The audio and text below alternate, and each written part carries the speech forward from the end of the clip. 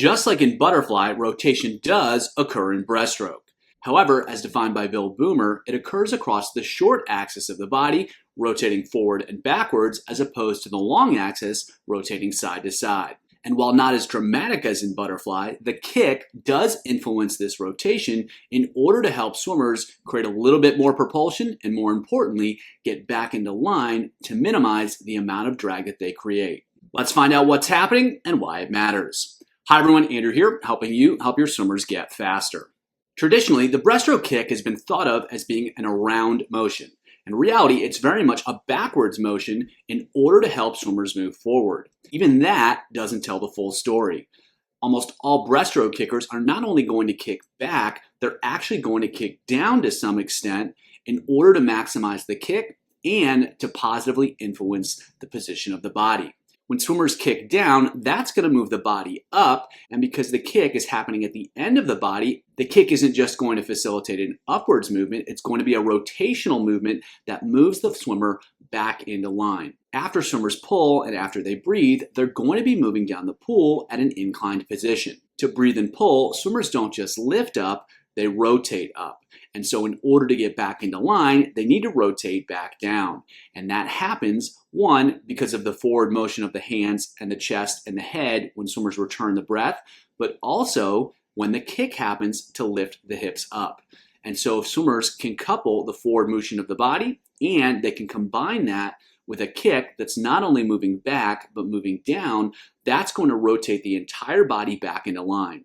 And because breaststrokers create so much resistance as they move forward through the water, due to the underwater arm recoveries and the underwater leg recoveries, they create a ton of resistance. And so any amount of resistance that they can eliminate is going to result in faster speeds.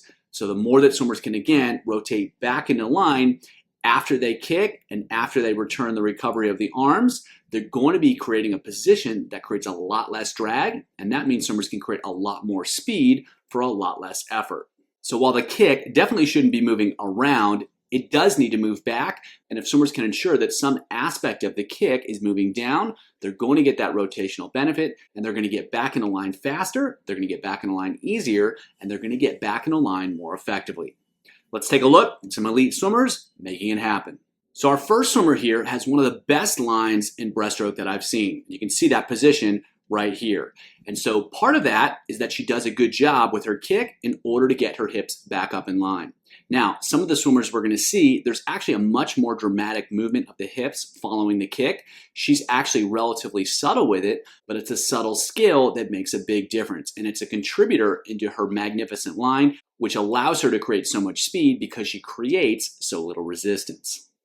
So if we watch through the swim here, she's going to kick here, and then right there, you can see that there's the downward movement, and it's subtle, but right there, you see the hips come up just a little bit. You see the chest press down just a little bit, and that rotational movement gets her into a better line that you can see right here. And so it actually doesn't finish until right there.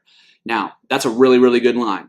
If she didn't kick down, she might end up in a position like this, which again is not so bad if we look just at the upper body, but this is even better. And so having a kick that's moving down, even if it's subtle, even if it's not dramatic, is going to help swimmers get back into line more effectively. And so again, it's the subtle kick, the subtle downward motion of the kick that allows the hips to ride up just a little bit more, allows her to get into a line that's a little bit more effective, and that really makes a huge difference. The consequences of drag are really, really significant, and so if swimmers can get rid of any of it, not only will they go faster, but it's going to be a lot more efficient, and if it costs less energy to go the same speed, they're going to be able to hold their speed a whole lot longer.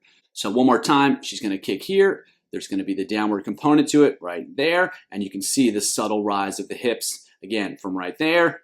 It's a key skill that makes a big difference in terms of creating that much more speed, that much more efficiency, and therefore faster times. Now, if we watch these two swimmers here, we've got two more Olympic champions over 200 meters breaststroke. And if we watch the swimmer on the left here, you're going to see a much more dramatic movement. The swimmer on the right is a little bit more subtle, but it's still there. So if we watch here, you can see right there, the hips really ride up. And so he's going to kick here. that kick's going to be down, and you can see the hips really pop up to the surface. He gets that surge forward, and again, that's going to allow him to establish a much better line. And so swimmers that tend to have a little bit more undulation, you're going to see that show up in the kick, and so he's got a little bit more up and down motion here, and then boom, there's that kick. The hips ride up, and that allows him to kind of scoot forward. He's got a really good line out in front. So same idea as our previous swimmer. This swimmer is going to exaggerate that a little bit more, and that obviously helps him go a little bit faster. And so it's not that more is better, it's that the concept is important, and then swimmers need to figure out how is that going to apply best for their skill set, for their stroke, for their body. Now, if we watch the swimmer on the right, we're going to see the same thing. Again, not quite as dramatic, but right there, you can see things pop up. And so he's a little bit more similar to the previous swimmer that we took a look at. And they actually, those two probably have the best lines that I think I've seen in breaststroke. And so again, he's going to have a little bit more subtle movement than the swimmer on the left. But right there, you can see the hips pop up. And you can see that he uses that kick to get everything back in line. And so it's a somewhat subtle downward kick that happens, again, right there. And then the hips pop up as a result. And then as swimmers kick down, they do need to recover the legs back up. And you can see with this swimmer here, he does kick down. The feet do end up down, the hips come up, and then he lifts the legs up to the surface in order, again, to minimize the drag, minimize the resistance that he creates. So if we watch these two swimmers one more time, we've got the big movement on the left there, the more subtle movement on the right, bigger movement there, more subtle on the right. Again, same concept, different application based upon the individual swimmer. So those first three swimmers were all racing over 200 meters. This swimmer is racing over 100 meters, and we're going to see the same thing.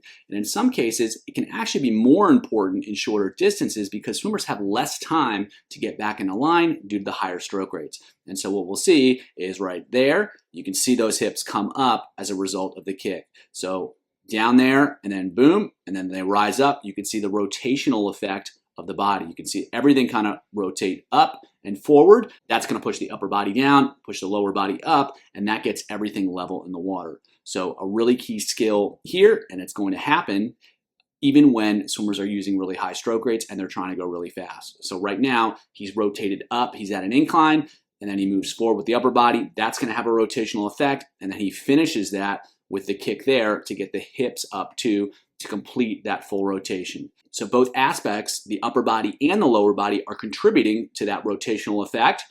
If swimmers can do both, the impact is going to be greater than if they only do one. So again, he drives down there, gets the hips up by kicking down, and that helps him get back in a line more aggressively, more quickly. If you want to learn more about how to help swimmers get back in line fast, how to train that ability, check out the video below.